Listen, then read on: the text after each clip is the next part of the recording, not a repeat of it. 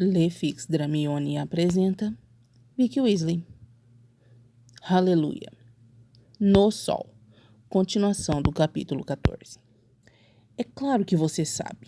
Você é a sangue ruim e sabe tudo, não é mesmo? Ele franziu as sobrancelhas. Granger olhou para o lado, tentando lhe mostrar através de sua expressão que não se importava mais com aqueles insultos infantis. Draco apertou os olhos em sua direção. Você não vê? Você não achou estranho que eu estivesse interessado por você de repente? Draco Malfoy e uma pessoa com seu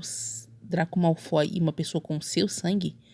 Você nunca achou estranho que eu tenha me tornado alguém totalmente diferente quando estávamos em sessão?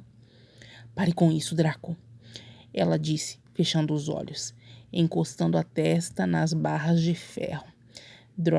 Draco aproveitou o momento em que não estava sendo observado para entreabrir os olhos e soltar a respiração tensa pelos lábios. A expressão dura, porém, retornou assim que ela voltou a abrir os olhos.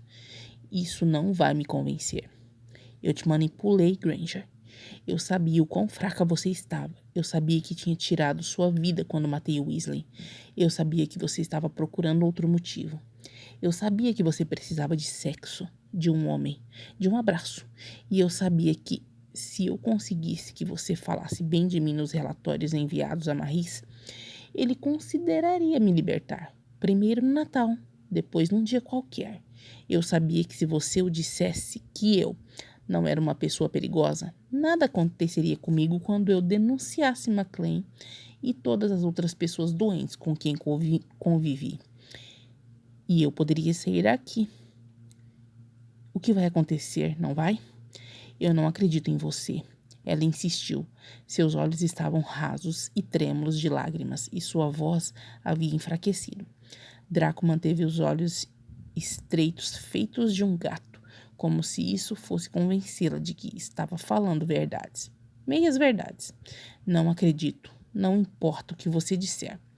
Eu te usei, Granger. Eu te usei e usei de novo. Eu fingi todas as coisas que eu disse. Você esqueceu a que casa eu pertencia, por acaso? Aqueles que fazem qualquer coisa para conseguirem o que querem, Granger. Eu precisei transar com você, por mais sujo que fosse, para conseguir sair daqui. Marie já acredita em mim. Seus serviços não são mais necessários. Draco prendeu o ar em seu peito estufado, utilizando de toda a frieza que adquirira durante anos, sendo comensal para que seus lábios não tremessem quando percebeu que uma das lágrimas que alagava seu olhar finalmente conseguiu desprender de seu cílio esquerdo e deslizar por seu rosto numa espécie de traço úmido. Vê-la daquela forma doía mais do que ter sangue em suas mãos. Draco, ela disse, limpando rapidamente a lágrima que escapara. A angústia pulsou na garganta de Draco como se fosse sua própria veia jugular. Ela não entendia? Não entendia que não podiam simplesmente ter um final feliz, que ele a estava tentando machucar para que a dor não fosse recíproca e vezes pior quando ela descobrisse o que realmente acontecera com Weasley. Eu sei, eu estou mentindo. Eu estou fazendo isso para te proteger, se é isso que ainda não entrou na sua cabeça. Eu estou tentando te machucar porque sou um filho da puta egoísta. Porque prefiro que você pense que tudo que eu sinto por você é uma farsa do que me odeie e destrua tudo que você sente por mim quando descobrir que eu matei a pessoa que te faria feliz com minhas próprias mãos. Que ele rogou pelo seu nome, que ele rezou para tentar se salvar e voltar para você. E eu passei por cima da fé e do amor para sufocá-lo em seu próprio sangue. Eu sei. Não colou, não é mesmo? Eu também te amo, Hermione. Eu agradeço por você querer esquecer tudo por minha causa. Foi o que ele deveria ter dito. Não me chame de Draco. Você não tem dignidade suficiente para pronunciar esse nome, sua sangue ruim e nojenta. Foi o que ele disse. Ela olhou rapidamente para o lado, piscando algumas vezes, fazendo com que mais lágrimas se atrevessem a soltar-se de seus cílios. Ela secou-as rapidamente, respirando fundo. Talvez não acreditasse, talvez não quisesse ouvir mais nenhuma palavra. Não sabia exatamente o que se passava por sua mente naquele momento, mas sabia que atingira seu objetivo, que ela estava chateada e que isso a manteria longe por tempo suficiente para que ele pudesse recuperar a própria força. Esperou que ela virasse e fosse embora, sem dizer nada. E, de fato, ela virou. Os saltos de sua bota contra o chão de pedra faziam um som alto que ecoava pelas paredes e seus riscos. Deixou-se respirar fundo, olhando para cima, tentando controlar aquela umidade inexplicar fundo. Olhando para cima, tentando controlar aquela. Virou. Os saltos de sua bota contra o chão, umidade inexplicável que contornava seu globo ocular. Granger virou o corpo e voltou alguns passos, o suficiente para que Draco voltasse a parecer indiferente. Ela não deveria ter dito nada. Eu estou grávida. Achei que você deveria saber. Eram exatamente 3h20 quando o maquinista anunciou que o desembarque na estação Waterloo seria efetuado pelas portas da esquerda. Harry retirou os óculos, massageando os olhos e a ponta do nariz antes de levantar-se e pegar no bagageiro superior sua pasta e seu sobretudo. Seu Auror, apesar de todo o respeito que os outros tinham pela profissão e de todas as regalias concebidas, tinha diversas desvantagens. Uma delas era a que estava vivendo naquele exato momento. Não importava que seu nariz ainda estivesse ferido pelo soco que Malfoy lhe dera pela manhã. Não importava que estivesse há 2 dias sem dormir e sem ver Gina. Não importava que toda vez que fechava os olhos, a imagem de Rony vinha à sua mente. Não importava nada disso. Ele teria que trabalhar de qualquer maneira. Aurores são treinados para serem racionais e frios, para fazerem seu trabalho com ética e responsabilidade acima de tudo. Não conseguiria evitar visitar Malfoy naquela manhã. Porém, iria a Azkaban discutir pendências com Maris de qualquer maneira, mas precisava olhar nos olhos cinzentos do Sonserino e dizer o que realmente estava sentindo. Ser um pouquinho mais Harry e um pouquinho menos Harry Potter, mesmo com um corte na narina esquerda ardendo. Valeria a pena. Conseguira afetar Malfoy da maneira que queria e agora estava livre para voltar a ser ético e responsável e blá blá blá. Tentou evitar olhar as torres da Catedral de Westminster quando saiu da estação e se dirigiu a uma área autorizada de apartação. Elas foram enquadrinhadas de qualquer forma pelo canto de seus olhos. As estátuas de Jesus Cristo sempre se pareceram demais com Sirius, e depois da mente de Harry ter feito essa constatação, ele ainda tinha 13 anos. Ter fé em Deus parecia algo rotineiro demais para fazer alguma diferença em sua vida. Não entrava em uma igreja desde então. O casamento com Gina fora realizado por um sacerdote bruxo, como o que conduzira o funeral de Dumbledore. E sempre se impressionara com a capacidade que Rony tinha em acreditar em Deus mesmo no pior dos momentos. O que explicava, obviamente, o amigo apelar a uma oração para proteger-se da morte. As palavras de Maclean e de Nott, ditas no dia anterior pela parte da tarde, não saíam de sua mente. A descrição do que verdadeiramente acontecera com Rony o fizera precisar tomar uma dose forte de poção do sono para que pudesse descansar pelo menos por 3 horas, naquela noite. E a poção, misturado ao vinho que tomara um pouco mais cedo, o fizera vomitar assim que acordara, antes de ir a Azkaban visitar Malfoy. Weasley foi golpeado aproximadamente 82 vezes antes de realmente morrer. 12 dessas vezes foram auxiliadas por um objeto cortante, provavelmente uma taça de vinho, já que havia vestígios de álcool nas feridas mais profundas. Weasley começou a rezar o Pai Nosso em latim.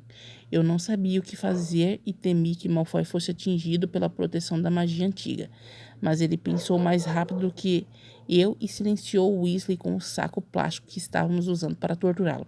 Foi um gesto esperto, apesar de ter saído do controle. Senti uma dor de cabeça cruciante no lobo frontal quando se encontrou no saguão principal do ministério. O barulho e a confusão feita naturalmente pela quantidade de pessoas presentes ali, pelo menos, silenciavam as vozes em sua mente. Respirou fundo antes de direcionar-se ao elevador que o levaria ao QG dos Aurores. As pessoas com quem se encontrou no caminho não tinham assuntos a tratar com ele. Harry ficou contente em apenas ter que cumprimentá-las. Aproximadamente 120 memorandos o seguiram e entraram pela porta atrás dele quando entrou no quartel. Alguns se espalharam pelos outros Aurores. Ali dentro estava uma confusão párea a do saguão principal, mas a maioria esperou que ele andasse, já que estavam endereçados a ele. Os Aurores se aproximavam dele conforme ele caminhava para sua própria sala.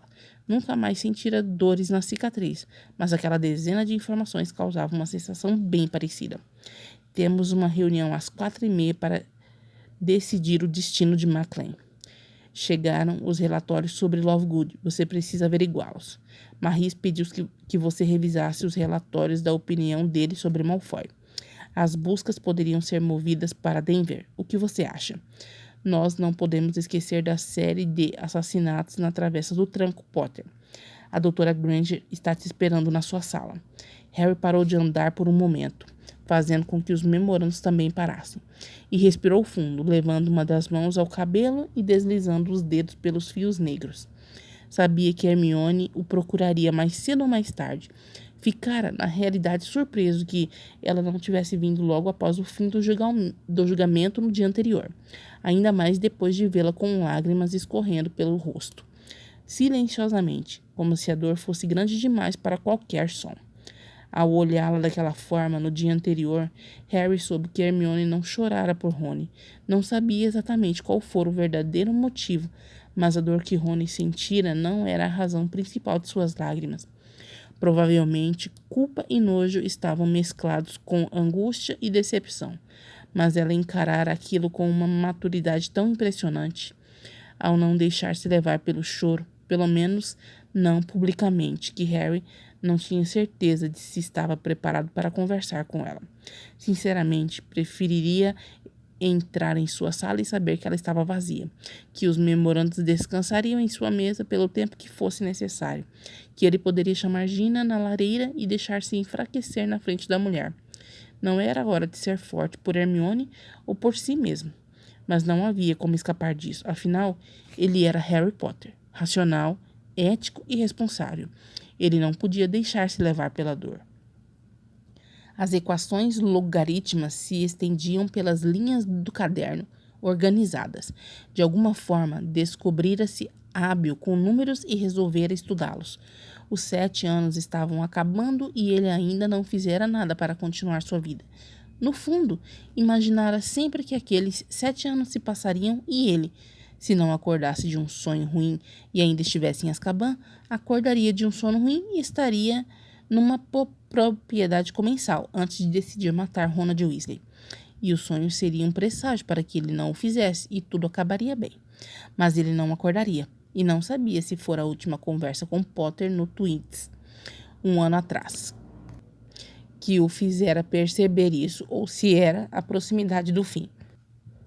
De qualquer forma, precisava aprender a fazer alguma coisa para poder sobreviver assim que Azkaban parasse de bancar suas bebidas e cigarros. Então encontrara a matemática. Num dia tedioso em que ele quase sentia falta das reclamações de Nick e, pensando nela, resolvera contabilizar quantos cigarros os dois tinham fumado durante os anos em que estiveram juntos.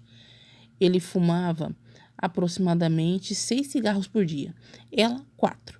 Namoraram por 5 meses antes dela se mudar e, a partir daí, ficaram mais 2 anos juntos. Um total de 31 meses. Mais ou menos 930 dias. 6 mais 4 dava 10. Vezes 930, 9.300 cigarros. Esses 9.300 cigarros contabilizavam 310 maços de 20. O Marlboro, a marca preferida de ambos, variava entre torno de 5 libras e 75 centavos. E isso significava que tinham gastado aproximadamente 1.782,50 e 6 galeões, mais alguns ciclos. E havia a parte preferida de Draco. Cada cigarro continha 4.700 substâncias tóxicas. 43.710.000 chances de morrer mais cedo.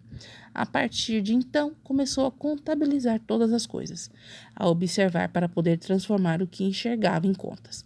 Nunca tivera uma formação realmente forte em matemática, já que em Hogwarts nunca se interessara por cursar qualquer matéria que envolvesse números. Mas com o básico que sabia, preencheu folhas e mais folhas de números. Quando demonstrou interesse para Maris, o médico se alegrou, tendo a atitude de um pai que fica feliz em ver seu filho. Resolveu fazer alguma coisa da vida. Comprou livros, cadernos, lápis e borrachas para ele. Apesar de ter finalmente limpado seu apartamento para poder dedicar-se aos números, Draco não conseguia se concentrar quando estava nele. Era pequeno, abafado demais, e os sons da avenida que corria sob seus pés pareciam estar sempre em sua mente. Não importava o que fizesse. Procurou lugares calmos para poder fazê-lo. Os cafés nas esquinas eram muito cheios. Executivos com suas pastas e gravatas idênticas sentavam-se para lerem os jornais do dia e pensarem em como suas vidas eram insignificantes perto da globalização, em como seus salários de 25.000 libras anuais eram medíocres perto do PIB de qualquer país idiota, em como ignorariam a seção de obituários enquanto pudessem. Draco já se imaginara um executivo parecido, um dia usando ternos e vestes negras, sentado em algum café bruxo pensando todas essas coisas, mas agora que os via, se sentia minimamente agradecido por nunca ter seguido esse caminho. Descartado os cafés, procurou por parques, mas as crianças riam e gritavam demais e, sinceramente, ele não queria contato com crianças que o fizessem lembrar o que não era. Depois de rodar Londres procurando um lugar em que seus números fossem mais importantes do que tudo, encontrou no banco em frente à lápide de Weasley. Estivera ali pela última vez há um ano, quando assistira à distância o funeral de Arthur Weasley, e teria motivos suficientes para nunca mais colocar os pés naquela grama novamente depois disso. Mas acontecia que Draco sentia-se quase redimido naquele local. Sentia-se em paz, como se estivesse fazendo a coisa certa uma vez na vida. Então, quase todos os dias da semana, durante a parte da manhã, quando o cemitério estava mais vazio, Draco sentava-se naquele banco com seus livros, cadernos e números. Os lápis entre os dedos da mão direita, o cigarro entre os dedos da mão esquerda, as equações explicando o movimento do mundo. Não trocava uma palavra com Weasley, que... o humor negro. Também trocava nenhuma palavra com ele. E assim tornava-se inteligente o suficiente para poder inscrever-se em um curso de licenciatura em matemática. Pelo menos não precisaria lavar pratos quando Maris resolvesse deixar de ser seu pai. Foi nesse cenário, numa segunda-feira, como outra qualquer, em que ele se perguntava por que o log de x mais y não estava dando raiz de 7, como deveria, que Draco conversou com ela pela primeira vez. A porta abriu-se atrás de si e Hermione respirou fundo. O cansaço começava a pesar sobre suas pálpebras e, fosse ou não fosse a gravidez, ela sentia-se um tanto quanto nauseada. O perfume que Harry usava quando entrou em seu escritório, uma mistura madeirada semelhante ao cheiro de Rony, que hoje tinha tons de sal, como se ele tivesse ficado próximo ao mar, fez com que sua saliva salgasse na base de sua língua. Bom dia, ele desejou com voz fraca quando fechou novamente a porta. Aproximou-se dela para dar-lhe um beijo no topo da cabeça. Harry tinha mania de beijá-la daquela forma, como um irmão protetor, e ela precisou prender a respiração por um momento, para não sentir o cheiro muito de perto. Como você está? Como ela estava. A pergunta de $1 milhão. Sentia vontade de dizer a Harry que, há 2 dias, Draco Malfoy escrevera a resposta em um pedaço de pergaminho que deixara em sua cabeceira, fraca e cansada. E talvez esse estado não mudasse tão cedo. Sentia vontade de dizer a Harry que era tudo sua culpa. Sua culpa. Sua máxima culpa, e que ela não sabia mais se acreditava em redenção. Sentia vontade de dizer a Harry que ainda não sabia se tinha vida suficiente para continuar com aquilo, e de dizer que gostaria de abortar, se não tivesse medo de se arrepender. Estava mais que fraca e cansada. Estava quebrada, despedaçada. Nunca acreditara no que Malfoy a dissera no dia anterior, embora soubesse que ele queria machucá-la de alguma forma. Resolvera esperar para ver o porquê daquele esforço em fazer com que ela o odiasse, e sabia que era impossível manter-se indiferente ao que escutara nos depoimentos de Maclean e Nott. Era impossível fingir que Rony não dissera seu nome para que o amor que sentia por ela o protegesse, junto à oração, e que, mesmo assim, Malfoy o sufocara em seu próprio sangue. Seu coração pedia que esquecesse, que pensasse que Malfoy a tentara proteger e que a necessidade que tinha dele era maior do que qualquer dor. Mas não podia, simplesmente não podia. Era contra seus princípios. E Deus, era Rony, era o ruivinho com uma sujeira no nariz e veste de segunda mão no expresso de Hogwarts. E mesmo que tivesse ignorado até então tudo o que isso significava, não poderia mais fazer isso, não depois de saber que ele sofrera tanto e por tão pouco. Ela respirou fundo, passando a mão pela testa antes de responder. O cansaço a fizera ligeiramente febril. Abriu os olhos para encontrar os de Harry tão mortos quanto os seus. Sinto nojo, ela afirmou, prendendo as íris castanhas sobre os memorandos que se aglomeravam sobre a mesa de Harry, esperando para serem lidos. O amigo passou a mão pelos cabelos. Do quê? Ele perguntou. Ela umedeceu os lábios, os olhos ainda baixos. Não sei. Balançou os ombros, sentindo uma espécie de inocência mórbida tomar conta de suas veias e fazer seu sangue amornar. Porque ela nunca quisera ter culpa de nada. Eu te entendo. Ele disse, um sorriso amargo pontuando seus lábios. Não, ele não entendia. Ele não fazia a mínima ideia e não faria nem mesmo se ela passasse a vida inteira tentando explicá-lo. Vai ficar tudo bem. Ela engoliu a saliva com gosto de vômito. Não sabia mais exatamente por que fora procurar por Harry, mas no momento tinha certeza que era porque queria ouvir alguém dizendo isso para ela. Fechou os olhos por um momento, tentando enxergar o fundo de sua mente para poder continuar aquela conversa. Sabia que não podia tomar o tempo de Harry daquela forma. Fui a Azkaban hoje cedo. Foi ele quem disse, tentando deixar sua voz mais casual do que antes. Hermione abriu os olhos para encará-lo com um pouco de curiosidade. Sua pele era branca demais em contraste com os cabelos escuros e a cicatriz avermelhada em sua testa. Precisava conversar algumas coisas com Marrise com ele. Ela franziu as sobrancelhas. Só agora reparara que Harry exibia um machucado no nariz, como se estivesse levado um soco de alguém, o que era bem provável, considerando o que ele fizera pela manhã. Hermione sentiu o coração disparar um pouco, dividida entre a curiosidade de saber por que tinham brigado ou se havia algum resquício do cheiro de Malfoy na pele de Harry e se por isso ela se sentia nauseada. Draco Malfoy te ama, Hermione. A afirmação cortou todos os seus pensamentos. Sentiu todas as suas funções vitais por um momento. As pupilas dilatando, o batimento do coração, o sangue cheio de oxigênio deslizando por suas artérias. O sangue cheio de dióxido de carbono vindo de suas veias. O pulmão enchendo-se e esvaziando-se de ar. Piscou algumas vezes, um tanto quanto desconcertada, porque Harry disse isso era totalmente diferente do que qualquer outra coisa. Eu sei disso, ela disse, a voz mais fraca do que o normal. Se você achar que ele merece uma segunda chance, bom, eu vou estar do seu lado independentemente da sua decisão. Eu também o amo, Harry. Ela falou. Dizer aquilo em voz alta parecia muito mais estranho do que apenas pensar naquilo. Dizer aquilo para alguém que não era Malfoy simplesmente fazia com que tudo fosse real.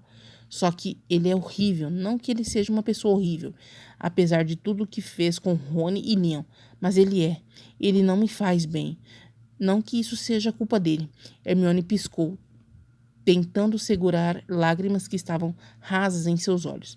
Mas eu não consigo me sentir normal quando estou com ele. É tudo em excesso, sabe? O amor, o ódio, a culpa. É muito para que eu possa aguentar e eu tento fechar os olhos e esquecer tudo, mas eu simplesmente não consigo. É como um vício, uma merda de um vício que está em todos os lugares e se eu não tentar fugir dele agora, eu que tenho uma desculpa. Ele vai acabar me consumindo de dentro para fora e eu não sei o que vai acontecer comigo. Ela levou a mão ao rosto para secar as lágrimas, e ela estava trêmula. A angústia que se instalara em seu peito há alguns meses, desde que lera naquele pergaminho que trataria Draco Malfoy. Agora atingia o seu máximo e ocupava todos os pontos de seu corpo. Harry a olhou com uma expressão delicada. Se fosse só eu, Harry, eu tentaria. Eu daria a segunda chance e que se foda, entende? Só que ela colocou a mão sobre o ventre e olhou para o amigo. Ele entendeu exatamente o que ela queria dizer. E eu não sei o que mais eu vou descobrir sobre ele. Eu não sei se vou conseguir deixar que meu filho viva sob o teto do mesmo homem que... Eu não sei nem quem ele é de verdade. Eu não sei se o homem que eu amo existe. Eu não posso viver de incertezas agora. Harry respirou fundo, massageando a testa por um momento. Hermione fungou algumas vezes. Deus, ela o amava tanto, mas tanto ele quanto ela eram realmente insignificantes perante a grandiosidade das coisas, e agora ela desejava nunca ter ido a Azkaban na manhã anterior para pedi-lo essa mesma segunda chance e para contá-lo aquilo que ele precisava saber sobre ambos. Desejava ter acreditado nas palavras que ele escrevera. Eu vou soltar Malfoy, Harry disse, franzindo a testa num gesto de seriedade. Hermione enxergou os olhos verdes através de uma cortina fina de lágrimas que se formavam. Eu e Maris decidimos isso e vai caber a mim decidir o futuro dele fora de Azkaban. Eu ainda não sei realmente o que vou fazer. Eu estou cansado demais para pensar nisso agora, mas você quer que eu faça alguma coisa, Hermione? Ela fechou os olhos e deixou as lágrimas escorrerem por seus cílios. Foram as últimas. Eu quero que você o proíba de se aproximar de mim, ela disse, sentindo os lábios contorcerem-se numa careta de choro. Mas não iria chorar. Não mais. Dessa vez, seguiria o caminho correto e não iria se arrepender. Por Deus, não iria. Não de nosso filho, porque quando ele crescer, ele terá o direito de fazer o que quiser com a verdade. Mas pelo menos de mim, Harry. E se ele reclamar, se ele perguntar qualquer coisa, eu quero que você diga que eu fiz isso porque o odeio pelo que ele fez com Rony, que ele é um monstro e não merecia sair de Azkaban. O senhor não deveria fumar. Os timbres finos lhe chamaram a atenção. Draco sentiu um leve arrepio na espinha, mesmo antes de saber de quem era aquela voz. Ergueu o rosto para observar seu interlocutor. Quando era ainda um menino mimado numa casa grande demais, Narcisa gostava de ler poesia. As copiava de livros em um caderno cuja capa era feita de papel machê e as folhas de pergaminho estavam unidas por pequenos fios dourados que entravam e saíam de buracos na lateral. A caligrafia de sua mãe era impecável e era isso que Draco, quando aprendera a ler, gostava de observar. As palavras se formando. Nunca se importara com os poemas de fato, apenas com a grafia. Porém, havia alguns que estavam gravados no fundo de sua mente. Pequenas anotações esquecidas em algum lugar de seu cérebro, que apareciam de vez em quando em momentos propícios. Numa hora, acho 1000 anos, e é de jeito que em 1000 anos não posso achar uma hora. Um deles dizia, e Draco não conseguia esquecer mais essas palavras, não quando todo o seu passado e seu futuro haviam sido resumidos em segundos. Seus lábios entreabriram-se. O castanho brotava da pupila negra e dissolvia-se em matizes de cinza que contornavam o chumbo de um céu tempestuoso. E, ao mesmo tempo, a prata de um objeto caríssimo. Eram grandes, como ele já comprovara antes, semelhantes aos da mãe. Mas assim, tão de perto, eram ainda maiores. Os cílios que os emolduravam pareciam pontinhos cintilantes no sol. As pálpebras se contraíram quando ela sorriu. As maçãs do rosto, altas e rosadas. Ele começou, a voz rouca e fraca. Precisou engolir seco para conseguir continuar sem arranhar a própria garganta. Você acha isso? Ela fez que sim com a cabeça, as ondas brilhantes de castanho claro balançando conforme o movimento. Havia um laço azul bebê prendendo parte de seu cabelo para trás. um penteado digno de uma princesa. O coração de Draco batia tão rápido que poderia ser perigoso. O senhor pode morrer, ela afirmou, numa simplicidade que fez com que o sangue de Draco se espalhasse, morno por todo seu corpo. Ele sentiu os lábios curvarem-se num sorriso pequeno e inevitável. Ergueu a mão que segurava o cigarro e percebeu que a mesma estava trêmula. Eu não quero que isso aconteça, ele disse. Ela sorriu ainda mais, as mãozinhas alisando a saia do vestido branco. Vou apagar. Ele amassou a ponta do cigarro contra a madeira. Ela bateu palmas, erguendo os pés dentro do sapato boneca num gesto de empolgação. Aquele era um plano de existência que ele não sabia que poderiam atingir um dia. Não conseguia tirar os olhos dela e sentia necessidade de tocá-la, de segurá-la em seus braços e trazer seu corpo pequeno contra o dele. Apertá-la gentilmente, protegê-la de tudo naquele mundo. Piscou algumas vezes, sentindo os olhos umedecerem. Você tem quantos anos? Ele perguntou, apoiando as mãos nos próprios joelhos. Ela mordeu os lábios finos, tão iguais aos dele, e olhou para baixo como se estivesse pensando. Draco a viu abrir a mão direita e erguer o indicador da mão esquerda, mostrando-lhe o número 6. E o senhor? 32. Ele sorriu. Ela ergueu as sobrancelhas finas, como se espantada com o número alto. 32 é quanto? Os lábios de Draco tremeram, aquela linha tênue entre as lágrimas e os sorrisos.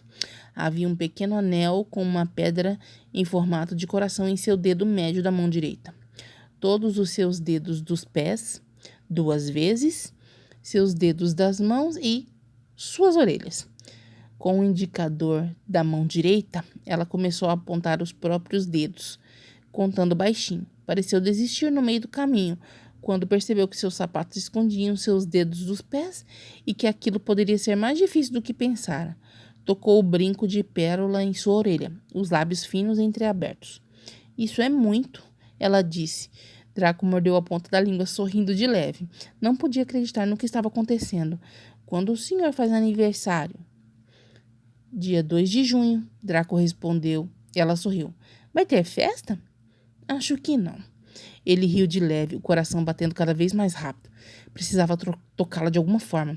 Precisava sentir suas mãozinhas entre as dele, a textura de sua pele. O rosto desapontado interrompeu seus pensamentos. Ele respirou fundo, sentindo-se incrivelmente penalizado com aquilo. Quando é o seu aniversário? Não sabia nem isso, nem mesmo isso. Deus! 29 de agosto, ela disse empolgada. Está perto? Ele sorriu. Ainda estavam em maio, mas não poderia desapontá-la. Seria uma tragédia para seu pequeno mundo. Falta pouco. Ela voltou a bater palmas e erguer os pés. O senhor pode vir na minha festa se minha mãe deixar? Ele franziu de leve as sobrancelhas, tentando ignorar a dor nas têmporas que sentia de tanto segurar as lágrimas nos olhos. Será que ela estava ali? Quer dizer, não deixaria a filha sair sozinha, não tão pequena. De fato, estava ali em algum lugar e, se os visse, ela... Ou talvez, onde está sua mãe? No trabalho, ela respondeu prontamente. Estou aqui com a tia Gina. Ela trouxe eu e Jim para vermos o vovô e eu aproveitei e vim ver o papai. Ela disse numa velocidade incrível. Havia muitas coisas na frase dela para apertarem ainda mais o coração de Draco. Primeiro, a displicência, a inocência, a simplicidade com a qual dissera trouxe eu, sem ainda se importar com as regras do mundo. Segundo, a forma que seus lábios tomavam ao pronunciar a palavra papai. O tempo nunca passaria tão rápido e tão lento quanto naquele exato instante. Papai, papai, onde está seu pai? Ele perguntou, sentindo as palavras amargarem sua saliva e o sorriso sumir de sua face pela primeira vez desde que a vira. Ela virou o corpo, a saia do vestido inflando com o movimento. Apontou a lápide de Weasley e seu rosto foi tomado por uma expressão visivelmente triste, porém conformada. Draco novamente precisou engolir seco. Ele dorme aqui, mas mamãe disse que a alma dele está lá em cima, junto com o Papai do Céu, o menino Jesus e os anjinhos. Draco piscou algumas vezes, sentindo os olhos úmidos. Não sabia o que falar. Pela primeira vez na vida estava completamente sem palavras, sem reações. Já sentira o arrependimento pesar sobre seus ombros anteriormente, mas nunca sobre sua alma. E agora lá estava ele, Um estranho para a própria filha. Estava em frente a um pai imaginário que só não existia porque ele o matara com as próprias mãos. Fechou os cadernos, os livros, colocou os lápis no bolso da calça enquanto ela lia devagar, ainda confundindo "wi" com "wi", as palavras escritas na pedra que guardava o túmulo de seu pai. Logo a garota Weasley estaria procurando pela sobrinha e não podia vê-lo ali. Vê-lo, um estranho. E no fim do dia, com tantas coisas passando na televisão, Draco não passaria de uma lembrança embaçada. Hesitou antes de esticar a mão e tocar-lhe com o máximo de reverência. O pulso fino, adornado por uma pulseira dourada. Ela pareceu se assustar, estando compenetrada, mas logo se virou e sua expressão infantil voltou a ser doce. Draco segurou seu pulso por alguns segundos, o suficiente para que guardasse nas impressões digitais todas as sensações que aquele toque proporcionara. Quando os olhos dela encararam os dele, porém, ela pareceu ficar mais séria. Talvez porque ele estivesse sério. Qual o seu nome? Ela fingiu não saber. M, ela disse. E o do senhor? Draco Malfoy. Numa hora, acho 1000 anos. E é de jeito que em 1000 anos não posso achar uma hora. Em 1000 anos não poderia achar um segundo. Ela mordeu o lábio inferior. E no fundo, Draco sabia que ela também sabia, mesmo que numa possibilidade complexa demais para que sua mente ainda pura compreendesse o que havia entre eles. Sangue não mente. Sangue nunca mente. Você me promete uma coisa, Amy? Dizer seu nome era como um sopro doce de vida e morte. Sim. Nunca se esqueça de mim. Ela concordou com a cabeça, o suficiente para que Draco soubesse que seria verdade. Ergueu uma das mãos para tocar-lhe o rosto. A pele rosada de sua bochecha era macia e quente, contrastando com seus dedos gelados. Ele fechou os olhos, sentindo a parte de baixo dos mesmos umedecer com as lágrimas incompletas. Numa hora, acho 1000 anos, e é de jeito que em 1000 anos não posso achar uma hora.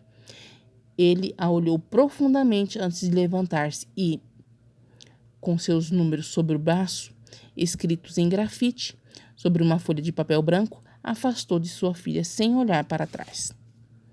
Continua.